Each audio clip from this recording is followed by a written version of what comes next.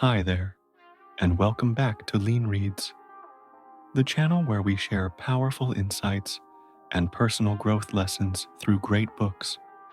Every day, you're playing the game of power, whether you know it or not. At work, in relationships, in society, influence decides who rises and who falls. The 48 Laws of Power is not a book about evil, it's a guide to awareness, to winning the silent battles that shape your life. If you enjoy what you hear and want to dive deeper, we've included a link to the book in the description below. Now, let's get started. Power has always held an irresistible allure for humankind. Across every era, every nation, and every social class. In many ways, history itself is the story of endless struggles for power. But does that mean only the most gifted, exceptional individuals can ever wield it? Not necessarily.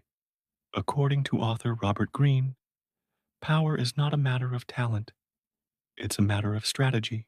If you wish to gain power, you must learn how to apply the formula.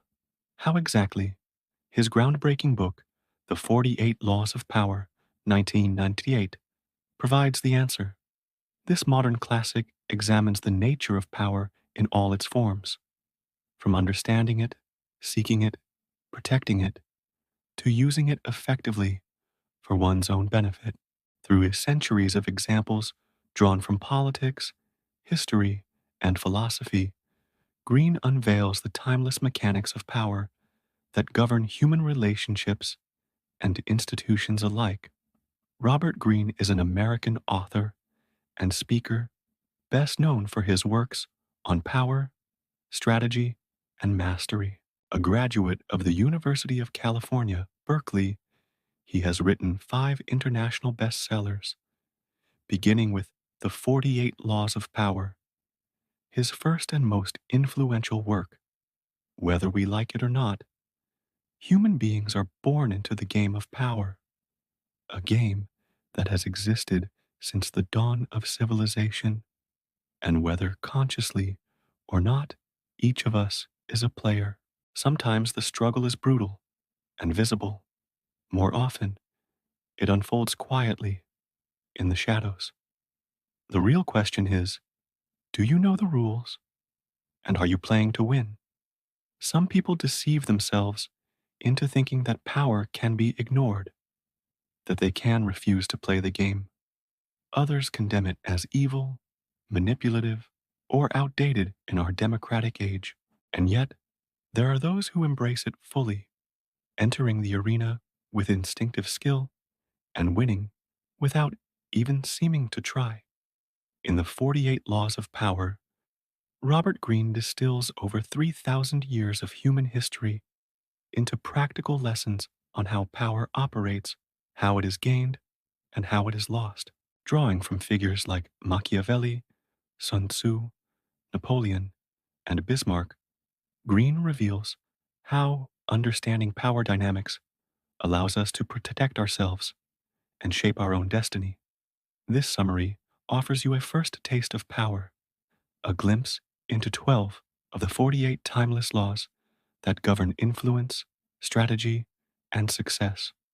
But of course, no true player reveals all their secrets at once. If this whets your curiosity, you'll have to explore the full book to discover the rest.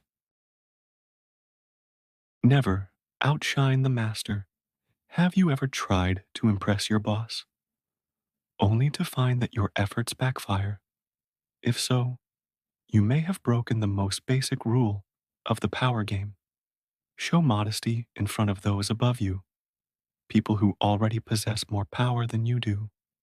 After all, they want to be the center of attention and will not tolerate anyone who appears to threaten their position.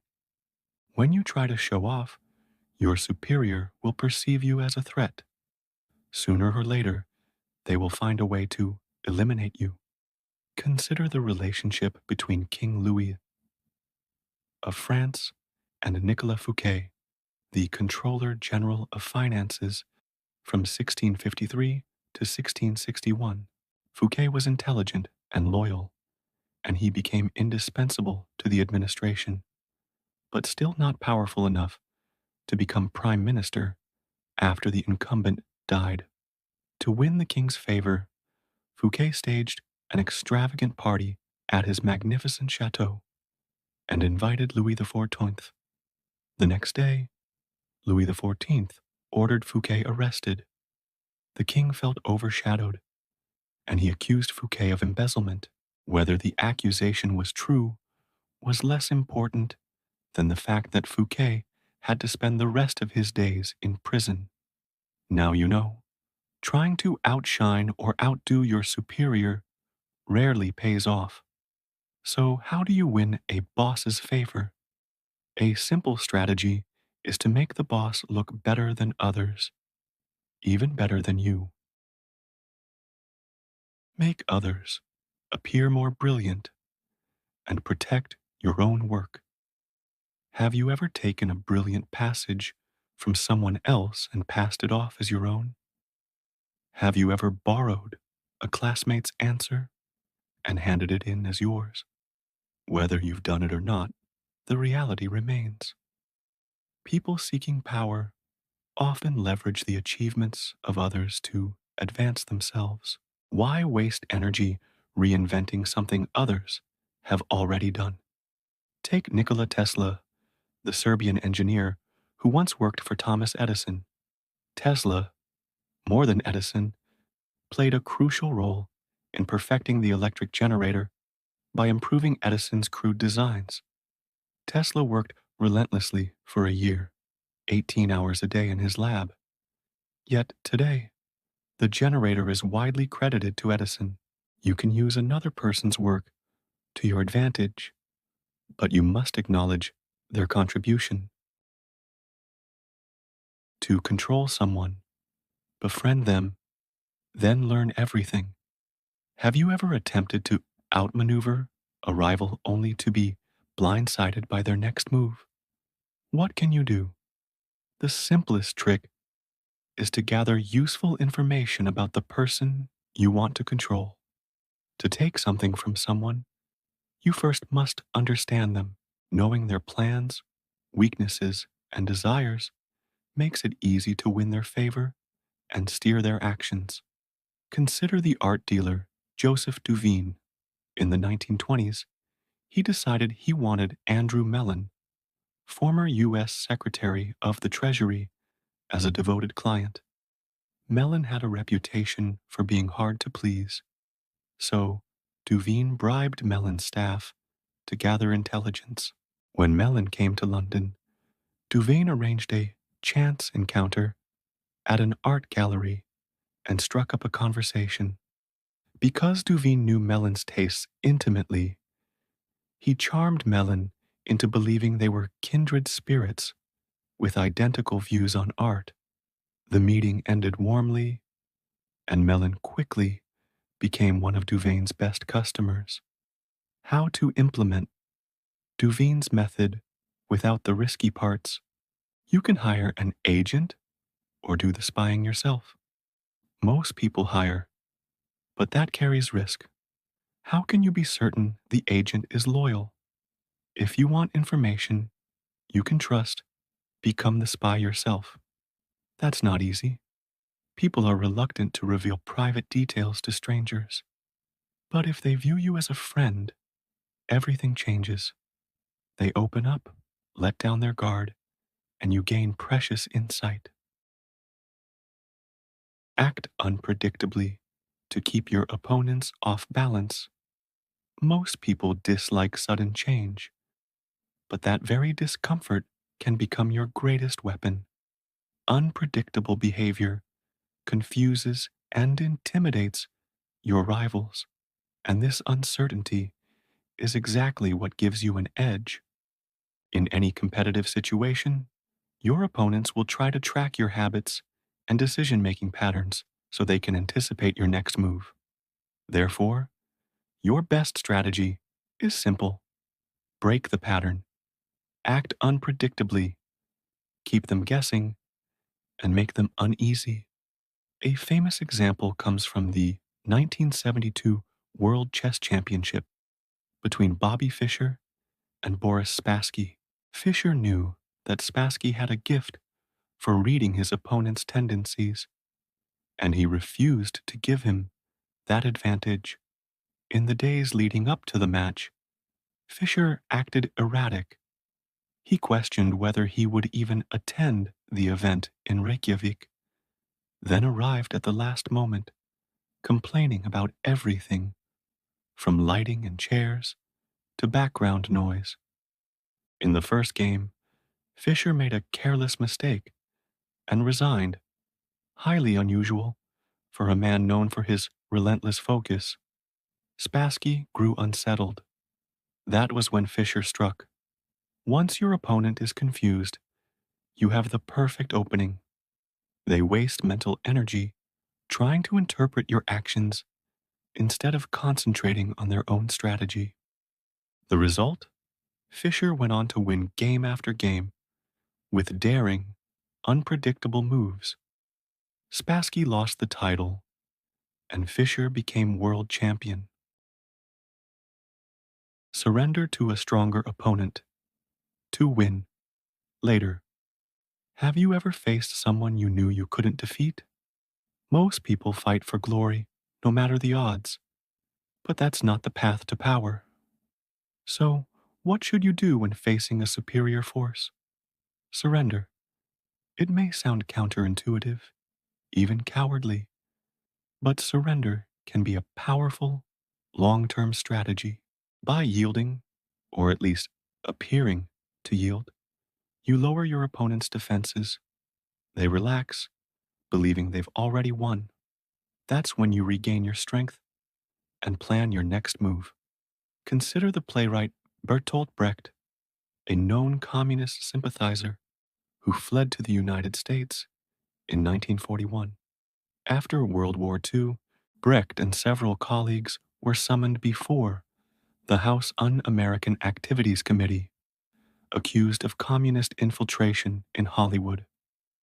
While his fellow writers raged, shouted, and refused to cooperate, Brecht remained calm and polite, answering every question courteously. His composure paid off. He was released, even assisted with immigration paperwork, and quietly left the U.S. to continue his work abroad. The others weren't so lucky. They were blacklisted for years, unable to publish or work. Be like Brecht. Turn surrender into freedom. Don't sacrifice your future for a brief moment of defiance. If you want to be treated like a superior, act like one. Take Louis Philippe, King of France, during the 1830s and 1840s. He despised royal ceremony and all the symbols of monarchy. Instead of wearing a crown and holding a scepter, he carried a gray hat and an umbrella.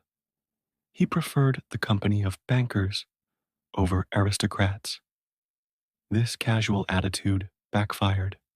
The wealthy found him undignified. The poor found him insincere. Even the bankers stopped respecting him once they realized they could mock the king without consequence. Discontent spread, and eventually, revolution forced Louis Philippe to abdicate the throne. People grow uneasy when a leader acts as if he is their equal. A better strategy is to embrace the aura of power. Louis Philippe should have leaned into the symbolism of kingship, reminding people why he deserved respect. If you believe you are above others and act accordingly, people will begin to believe it too. They will assume you have reasons for your confidence. Christopher Columbus understood this principle. Though not born a noble, he carried himself like one. His poise and confidence when addressing the Spanish royal court convinced Queen Isabella and King Ferdinand to finance his legendary voyages. Columbus acted like a royal, and the world treated him as such. Seduce, don't coerce. Imagine you are Zhuge Liang, the brilliant strategist of the Shu Kingdom during China's Three Kingdoms era. The rebel leader, Meng Huo, has risen in the south, and you must stop him. Before deciding what to do, you must first understand what not to do. It would have been easy for Zhuge Liang to crush the rebellion through sheer force, but he knew better. Violence and coercion only breed resentment, and resentment always returns as resistance. Instead of conquering with swords, he chose to conquer with persuasion. Human beings are ruled by emotion. If you can ride the wave of those emotions, fear, pride, gratitude, you can guide others to do what you want in a way that feels like their own choice. Zhuge Liang captured Meng Huo and his army not once, but 7 times. Each time, instead of killing or humiliating his enemy, he treated him with respect, offering fine food, wine, and freedom on the promise of loyalty. By the 7th capture, Meng Huo fell to his knees, declaring, "Now I surrender from the bottom of my heart." Zhuge Liang could have forced submission, but instead, he inspired devotion. Through mercy and patience, he turned an enemy into an ally, a far deeper victory than conquest through fear. Avoid friends. Work with enemies. When you face hardship, it feels natural to turn to friends for help. But this is one of the most dangerous mistakes in the pursuit of power. Why? Because friends often envy you, compare themselves to you, and resent your success. When the moment is right, they will betray you. Chinese emperors were often assassinated not by rivals, but by trusted generals and advisors. One emperor, Taizu of the Song dynasty, understood this perfectly. In 959 AD, he invited his generals to a banquet, showered them with gifts, and urged them to retire peacefully with fortunes and honor. They agreed, and Taizu reigned another 16 years in stability, an unprecedented achievement for his time. But if you distance yourself from friends, who should you work with? Paradoxically, your best allies may be your enemies. In 1807, the French foreign minister Talleyrand realized Napoleon's power was fading. To bring down the emperor, Talleyrand needed a cunning partner, and he found one in his longtime rival, Joseph Fouché, Napoleon's minister of police. Both men despised each other, yet they shared a goal. Talleyrand weakened Napoleon's diplomacy with Russia, while Fouché secretly negotiated with Britain. The plan succeeded. Napoleon fell, Fouché lost influence, and Talleyrand emerged as the indispensable man in the new French government. In the game of power, enemies can make better partners than friends. Enemies are motivated by mutual interest, not emotion. They are predictable in their self-interest. Friends are not. Convince others through action, not argument. Have you ever argued late into the night, certain that you had finally made your opponent admit you were right? You may think you've won, but you haven't. Argument rarely changes minds. It breeds resentment, not agreement, especially when the person you're debating has authority. In 131 BCE, the Roman consul Mucianus ordered the construction of a massive ship to aid in a military campaign. His shipbuilder disagreed, insisting a smaller mast would work better. The argument escalated until Mucianus, furious at being challenged, had the man beaten to death. The expert was right, but he was also dead. To persuade the powerful, reason is rarely enough. Subtle action is far more effective. Show, don't tell. The English architect Sir Christopher Wren understood this perfectly. When commissioned to design the new town hall of Westminster, the mayor insisted on adding 2 columns to support the ceiling. Wren knew the columns were unnecessary, but he didn't argue. He quietly built them.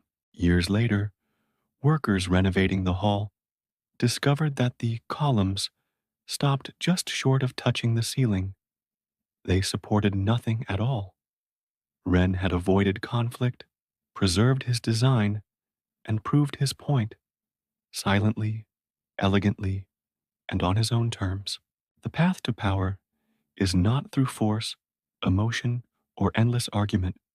It is through understanding human nature, through seduction, subtlety, and patience. People will always resist coercion, but are easily moved by persuasion. Friends will betray you, but enemies can become allies. Words can be challenged, but actions speak for themselves. Master these, and power will flow to you naturally, without struggle, without noise. When asking for help, appeal to people's self-interest, never to their mercy. Holding power is not easy, and to succeed, you will need the help of others. But if you ask people to help you simply because you believe they are kind, you are making a serious mistake. In the 1400s, there was an Italian prince from the town of Lucca who relied on the backing of a powerful family, the Poggio. After gaining the throne, the prince forgot past favors and pursued only his own interests. Angered, the Poggio began plotting with other families to overthrow the prince. Before they acted, a member named Stefano urged diplomacy rather than violence.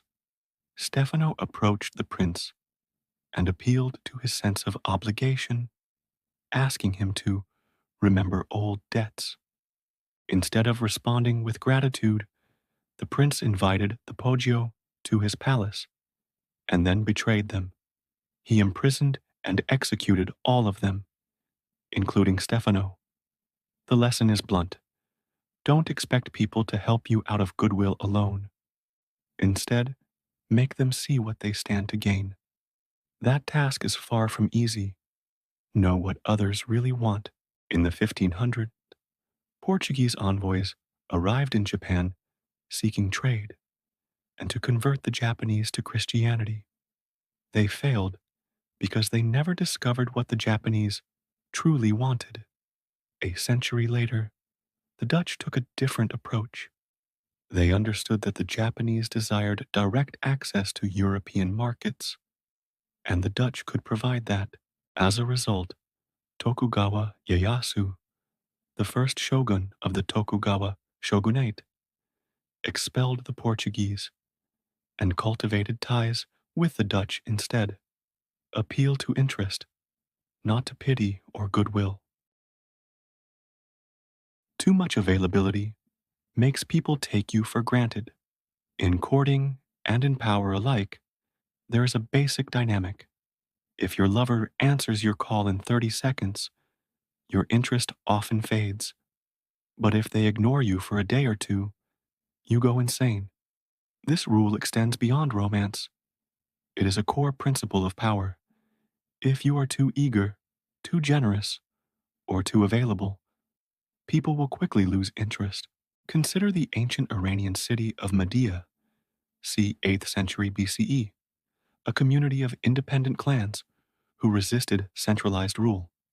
There was no ruler, and the chaos persisted until a man named Deioces offered to mediate disputes. He succeeded and became widely admired. But as Deioces continued to broker peace, his role began to seem ordinary. People opposed the idea of a strong ruler and were unwilling to grant him more authority. Deioces realized that only by removing himself could he reveal his true value. He retired to the countryside. Soon, the citizens of Media begged him to return and govern them. He agreed, on one condition: he must live in a grand palace, be richly supported, and enjoy absolute protection. Deoces then ruled for 53 years. Absence makes value visible. Don't be constantly available. Scarcity fuels respect. Surround yourself with valuable people. Don't isolate yourself. When threatened, the instinct to build a fortress and hide is understandable. But isolation is deadly to influence.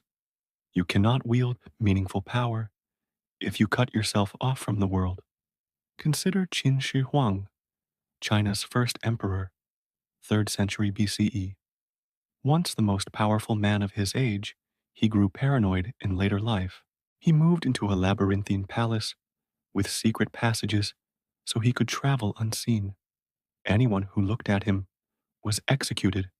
He preferred to go out in disguise. In the end, he still died. Some say suspiciously, perhaps even assassinated. Isolation breeds vulnerability. Instead, surround yourself with people of value.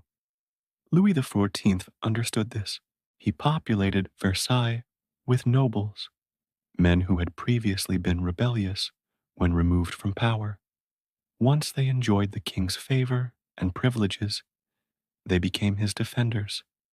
Their status was tied to his survival. They had a vested interest in maintaining his reign. The game of power is perpetual. You cannot opt out. The smartest course is to learn the rules and play well. History is full of rulers and operators who mastered influence. Though many things have changed in modern times, the mechanics of power persist. By studying both the victories and failures of those who came before, you can become a more skilled player, able to command influence for your own ends without needless risk. Reading the 48 Laws of Power feels like stepping into a forbidden library, one that contains the unfiltered truths of human nature, stripped of moral pretense. It is not a book that teaches you to be ruthless. It is a book that teaches you to see clearly. Robert Greene does not glorify manipulation or cruelty.